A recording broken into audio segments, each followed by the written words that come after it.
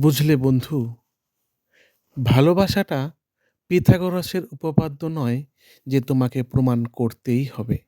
ভালোবাসাটা হলো রবীন্দ্রনাথ ঠাকুরের শেষের কবিতার মতো। এই ভালোবাসা যেমন মানুষকে পাগল বানায়, আর ভালোবাসাই মানুষকে বাঁচতে শেখায়। তো আজ ছিল আমার প্রিয়তমার জন্মদিন। তো এখন বাজে রাত্রি ১টা।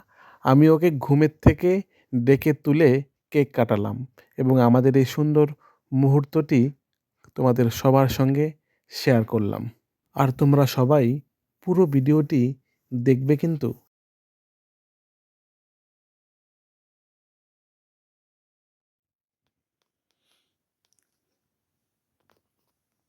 কেকটা কাটো, কেক কাটিং করো। Happy birthday to you, happy birthday to you, happy birthday to you. শুভ জন্মদিন, শুভ জন্মদিন, হ্যাপি বার্থডে টু ইউ।